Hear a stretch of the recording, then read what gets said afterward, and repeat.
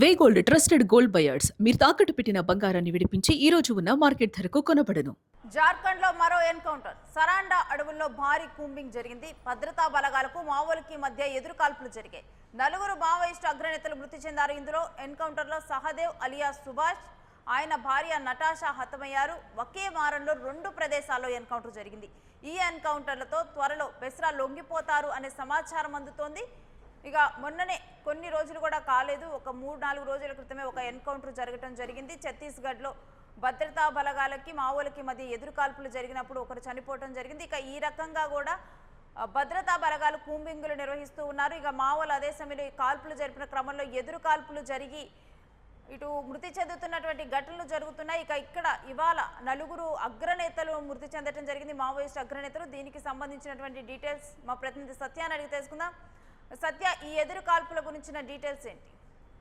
Yes, డెఫినెట్గా రేణు, ప్రధానంగా మొన్నటి నుంచి కూడా ఏదైతే ఈ సరండా అడవుల్లో పెద్ద ఎత్తున కూబింగ్ అయితే నిర్వహిస్తూ ఉన్నారు పోలీసులు, అటు భద్రతా బలగాలు పెద్ద ఎత్తున ఒక 3000 మంది నుంచి ఇంకా దాదాపు ఇంకా 3000 మంది కంటే ఎక్కువ కూడా మరి ఈ కూబింగ్ అనేది జరుగుతూ ఉంది. భారీ ఎత్తున ఈ కూబింగ్ జరుగుతూ ఉంది. అడవుల్లో మొత్తం కూడా అడవిలు ఇంచు కూడా మరి పోలీసులు అయితే కూబింగ్ నిర్వహిస్తూ ఉన్నారు. ఈ కూబింగ్లు ప్రధానంగా ఏదైతే మిసిర్ బ్రెస్రాకు సంబంధించినటువంటి ఆయన పట్టుకోవడానికి, అంటే మిసిర్ బ్రెస్రా ఇప్పటికే ₹1,00,00,000 రివార్డు ఉంది, ఆయనే టార్గెట్గా ఈ కూబింగ్ అనేది నడుస్తూ ఉంది. గత వారం రోజుల నుంచి కూడా ఈ కూబింగ్ అనేది నిర్వహిస్తూ ఉన్నారు. ఆయన పైన ₹1,00,00,000 రివార్డు కూడా ఉన్న పరిస్థితి కనబడుతుంది.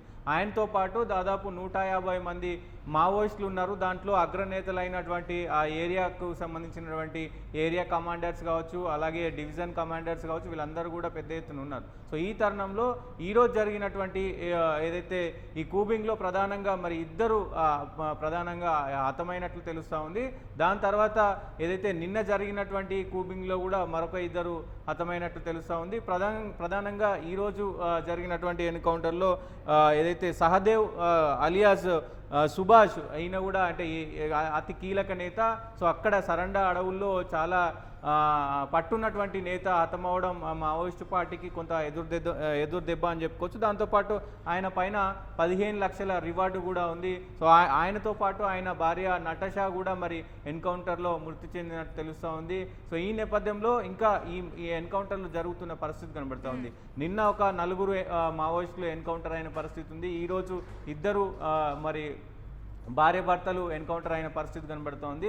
మొత్తం టోటల్గా పెద్ద ఎత్తున ఎన్కౌంటర్లు ఈ మధ్యకాలంలో మరి ఎన్కౌంటర్ అవుతున్న పరిస్థితి అయితే కనబడుతూ ఉంది. సో ఈ ఎన్కౌంటర్ల మొత్తం కూడా నెపంతో మరి మిసిర్ బ్రెస్రా లొంగిపోతాడా అనేది కూడా చూడాల్సిన అవసరం ఉంటుంది. ఎందుకంటే దాదాపు ఆయనతో పాటు 150 మంది వరకు కూడా ఉన్నట్లు సమాచారం వస్తున్న పరిస్థితి అయితే కనబడుతూ ఉంది. దాంతోపాటుగా మరి ఇప్పుడు దాదాపు ఈ 2-3 రోజుల్లోనే 6 మంది నుంచి 8 మంది వరకు కూడా మరి ఎన్కౌంటర్లు అయిన పరిస్థితి కనబడుతూ ఉంది.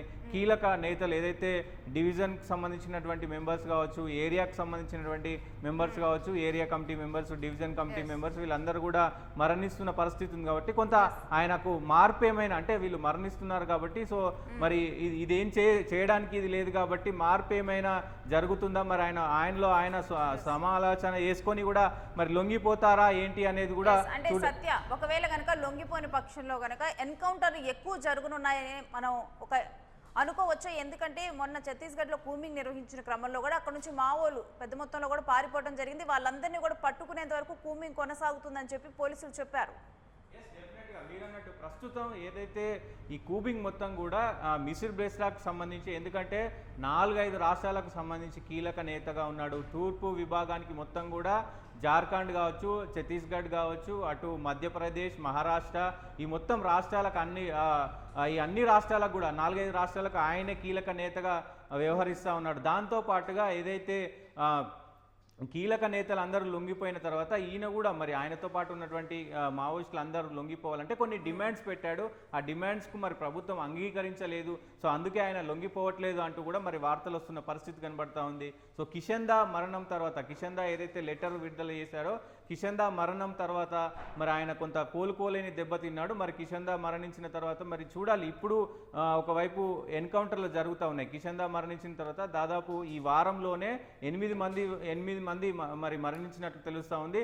దాంతోపాటు మరి సాగర్జీ మరి ఎలాంటి నిర్ణయాలు తీసుకోబోతున్నాడు, సాగర్ మరి నిజంగా మెసిర్ బిస్రా ఆలియా సాగర్ మరి ఒకవేళ లొంగిపోతే కనుక దాదాపు మరి మిగతా వారు కూడా మరి ఆ ప్రమాదం నుంచి ఎన్కౌంటర్ల నుంచి తప్పించుకునే అవకాశం ఉంటుంది. కాబట్టి చూడాలి. ఈ నేపథ్యంలో పోలీసులు మరి ఆయనకు ఏదైతే ఆయనకు పెట్టినటువంటి డిమాండ్లను అంగీకరిస్తారా, లేదంటే మరి సాగర్ మరి మనసు మార్చుకొని, ఎందుకంటే ఉన్న వాళ్ళ ప్రాణాలు కూడా ఇంపార్టెంట్ కాబట్టి మనసు మార్చుకొని మరి ఆయన లొంగిపోయే అవకాశం ఉంటుందా ఏంటి అనేది కూడా చూడాలి. ఇటు ఇంటెలిజెన్స్కి సంబంధించినటువంటి కోబ్రాకు సంబంధించినటువంటి భద్రతా బలగాలు అయితే ఇప్పుడు జరుగుతున్నటువంటి ఎన్కౌంటర్లలో దాదాపు 8 మంది మరి మరణించారు. కాబట్టి మనసు మార్చుకొని ఆయన లొంగిపోతారు, మాకు ఆ నమ్మకం ఉంది అంటూ కూడా మరి పోలీసులు చెప్తున్న పరిస్థితి అయితే కనబడతా ఉంది. ఏదేమైనప్పటికీ మావోయిస్టుకి మరి రోజుకు కూడా లొంగిపోని వారికి కొంత మరి ఇది విచారకరమనే చెప్పుకోవచ్చు. చూడాలి మరి మెసిర్ బిస్రా లొంగిపోతాడా ఏంటి అనేది కూడా చూడాల్సిన అవసరం అయితే ఉంటుంది. ఎస్ సతీష్ రేవితస్ మీ దగ్గర నుంచి మరిన్ని డీటెయిల్స్ తీసుకుంటాం. ఇక ఇప్పటికే ఆపరేషన్ కగార్ ముగిసింది. తెలంగాణ మావోయిస్టు రహితంగా మారిందంటూ ప్రకటించారు. కానీ కొన్ని రాష్ట్రాల్లో మావోయిస్టులు మాత్రం కనిపిస్తూనే ఉన్నారు. కూంబింగ్ నిర్వహిస్తున్నారు భద్రతా బలగాలు. ఇలా కూంబింగ్ నిర్వహించిన క్రమంలో మావోలు అక్కడ ఎదురుపడినప్పుడు, వాళ్ళు తప్పించుకోవడానికి ప్రయత్నించినప్పుడు వాళ్ళ మధ్య కాల్పులు జరిగి ఎదురు కాల్పులు జరుగుతున్నాయి. ఈ క్రమంలో మావోలు మృతి చెందుతున్నటువంటి ఘటనలు చూస్తూ ఉన్నాము. మరి ఎన్కౌంటర్స్ అయితే కొనసాగుతూ ఉన్నాయి. మావోలు లొంగిపోవాలని చెప్పి ఇప్పటికే పలుసార్లు హెచ్చరికలు జారీ చేయడం జరిగింది. దీని మీద అమిత్ షా కూడా పదే చెప్తున్నారు.